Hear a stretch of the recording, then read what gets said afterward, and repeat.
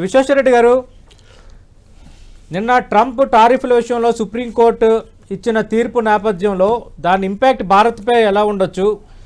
Already అమెరికాతో ఉన్న భారత ట్రేడ్ డీల్లో కొన్ని మార్పులు జరిగాయి. నిన్న సుప్రీంకోర్టు రద్దు చేసిన తర్వాత 18% నుంచి 10%కి టారిఫ్ దిగొచ్చింది. దీని ఇంపాక్ట్ ఏ రంగాలపై ఉండొచ్చు? దీనిపై మీ ఒపీనియన్ ఏంటి? అంటే టిపికల్ గా ఈ టారిఫ్స్ అనేది ఒక మన ఇండియాకి ఒక్కదానికే కాదు, అమెరికా వేసేది. అంటే ప్రపంచ వ్యాప్తంగా ప్రతి దేశం నుంచి వాళ్ళు చేసుకునే దిగుమతి అంటే ఏదైతే ఇంపోర్ట్ చేసుకుంటారో వాటిపైన వాళ్ళు టారిఫ్స్ చేస్తారు ఆ కంట్రీ లోపలికి వచ్చేది.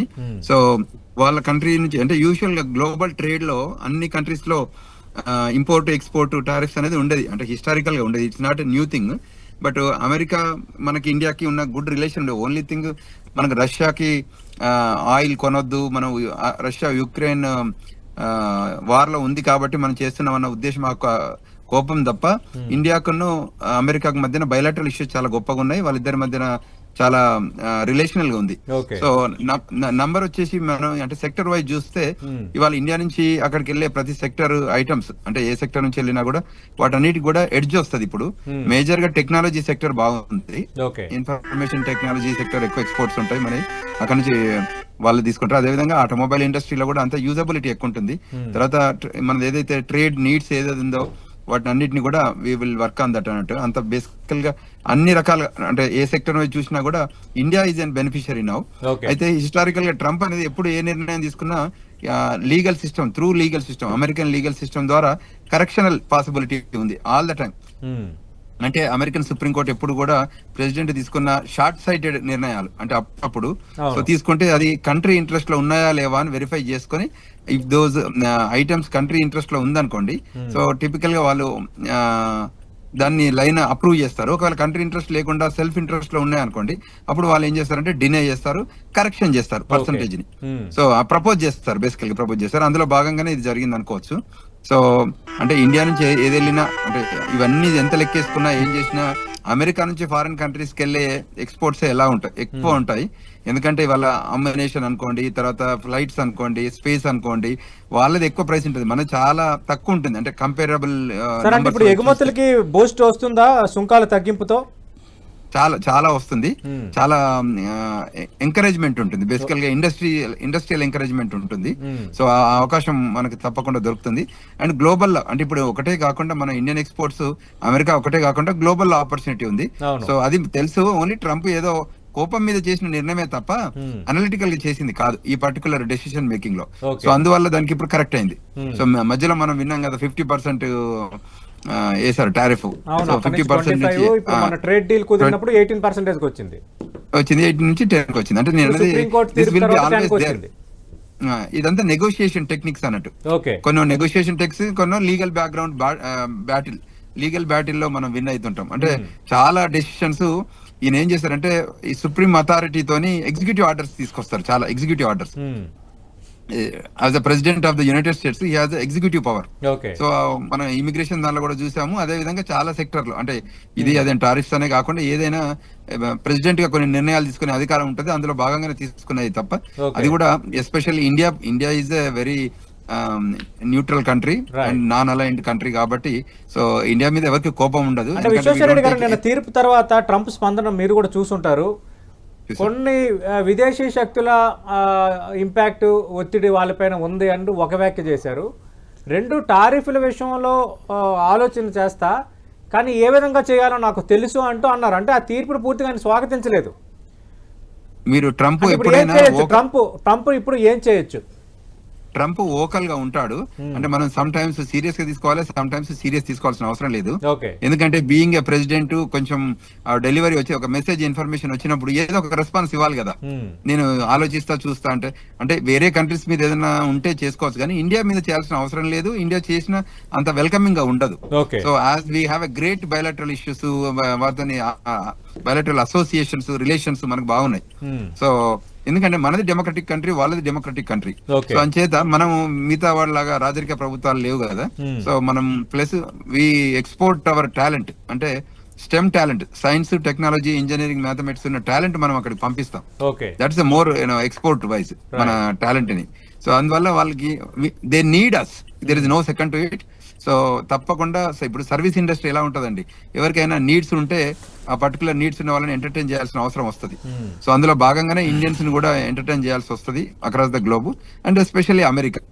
సో ఇంతకుముందు మనం రకరకాల పర్సంటేజ్ చూసినా, అది ఇంతకుముందు బాబారావు గారు అన్నారు అక్కడ అమెరికాలో ఏంటి సెనెట్ కాంగ్రెస్ ఒప్పుకోకపోవడం, ఇది ఫైనాన్షియల్ అంటే నాట్ విత్ ఫైనాన్షియల్స్ బట్ బేసికల్ గా ఏంటంటే ఈ మెజారిటీ మైనారిటీ నెంబర్స్ రూపకంగా వాళ్ళు అంటే డెమోక్రసీలో ఉంది, మాకు రైట్ ఉంది, మాకు ఎగ్జిక్యూషన్ చేసే అథారిటీ ఉంది అని చూపించుకోవడమే తప్ప అంటే ఇది షట్ డౌన్ అయినప్పుడు గానీ రీఓపెన్ అయినప్పుడు గానీ. So president if he has good relation with ఇప్పుడు మనది రిపబ్లికన్ పార్టీ ఉంది, డెమోక్రటిక్ పార్టీతో మంచి రిలేషన్స్ ఉంటే అప్రూవ్ అవుతుంది, లేకపోతేనే వాళ్ళు కొంచెం డెడ్ లాక్ సిచ్యువేషన్ క్రియేట్ చేస్తారు, కొద్ది రోజులు డెడ్ లాక్ సిచ్యువేషన్ చేసి తర్వాత అప్రూవ్ చేస్తారు. అంటే అప్పుడు నెగోషియేషన్స్ వస్తాయి. అంటే విత్ ఇన్ ద కంట్రీ రెండు పార్టీల మధ్యన అంటే ఈయన వింత పోకడనో లేకపోతే ఒక వన్ సైడెడ్ పోకుండా ఉండటానికి కోసమే, ఆ నెగోషియేషన్ కోసమే అప్పుడప్పుడు వాళ్ళు ఓట్ చేయరు పార్లమెంట్ లో. టారిఫ్లు రద్దయ్యాయి కాబట్టి మళ్ళీ భారతీయులకు రీఫండ్ వస్తుందా అన్నది ఒక అంశం.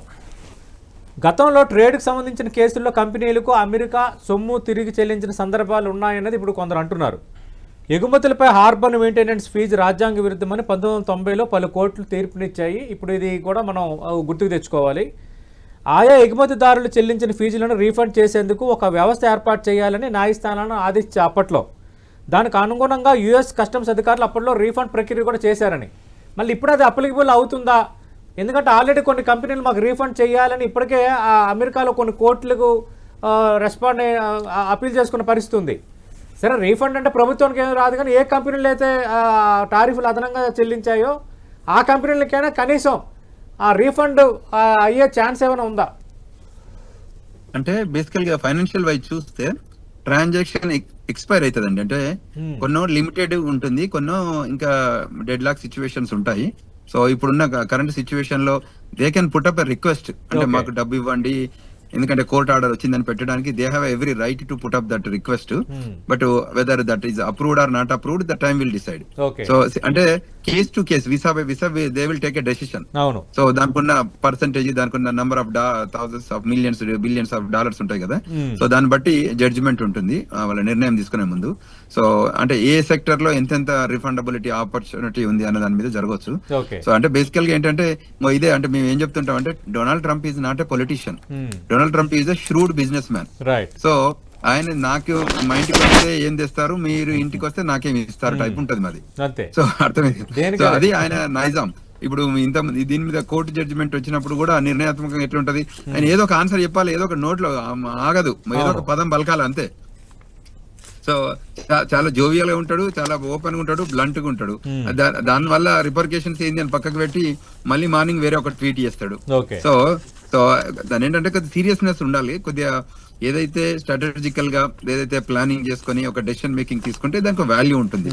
అది కాకుండా ఇట్లా తీసుకున్న నిర్ణయాలకు ఇట్లా కోర్టు మెట్టుకాయలు వేస్తుంటే మళ్ళీ దాన్ని కరెక్షన్ చేసుకుంటుంటే మనకంటే అమెరికా నుంచి ఇండియాని పక్కకు పెడితే విత్ ఇన్ ద కంట్రీలో కూడా రిపబ్లికన్ డెమోక్రటిక్ మధ్యన కూడా లాఫింగ్ స్టాక్ లాగా అవుతుంది కదా.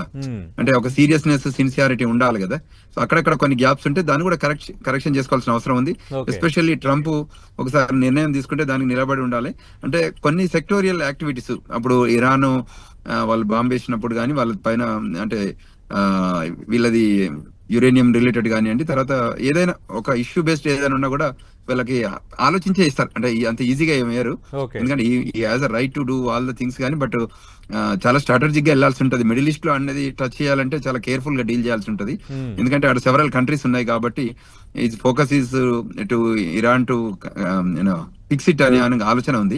లాస్ట్ టైం ఇదివరకు ఒకసారి కూడా మనల్ని అమెరికన్ ఆర్మీ కూడా వెళ్ళి అది చేసి వచ్చింది.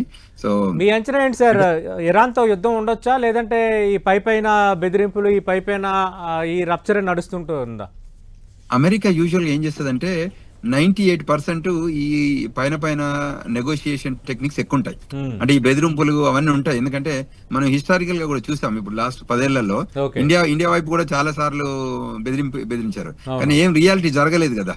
సో డైలాగ్ కోసం అంటే మన దగ్గరికి వస్తారు కదా, ఈ టారిఫ్స్ పెట్టడం కానీ ఇంకో రకంగా పెట్టడం కానీ బెదిరింపులు చేయడం వల్ల, సో వాళ్ళు దగ్గరికి వస్తారు, అంటే కన్వర్జేషన్ చేయడానికి ఆస్కారం ఉంటుంది, తర్వాత నెగోషియేషన్ చేయొచ్చు, తర్వాత ఒక డెలివరబుల్ చేయొచ్చు అన్న ఉద్దేశంతోనే ఉంటుంది. కానీ ఎందుకంటే ఇప్పుడున్న కరెంట్ కంట్రీస్ లో యుద్ధాలు అంత వెల్కమింగ్ కాదు. అవును. సో మనం ఇప్పుడు ఒక పక్క రష్యాను యుక్రెయిన్ ఒకవైపు నాకు యుద్ధం నోబెల్ శాంతి ఆపుకుంటూ బహుమతి ఇవ్వాలని చెప్పి ప్రతి ఒక్కరిపై టారిఫ్లు, ప్రతి ఒక్కరిని రెచ్చగొట్టడం, ప్రతి ఒక్కరు ఒక కారణం చూపించి వేరే దేశాన్ని ఒత్తిడికి గురి చేయడం అనేది అక్కడ కనిపిస్తుంది. ఇది దీని బేసికల్ దీని అంటే స్ట్రాటజికల్ అంటారు. ఎందుకంటే Yes, sir. They do America always a global leader. Right. So అందులో భాగంగానే వీళ్ళు అన్ని కంట్రీస్ వాళ్ళని పిలిపించి మాట్లాడతారు.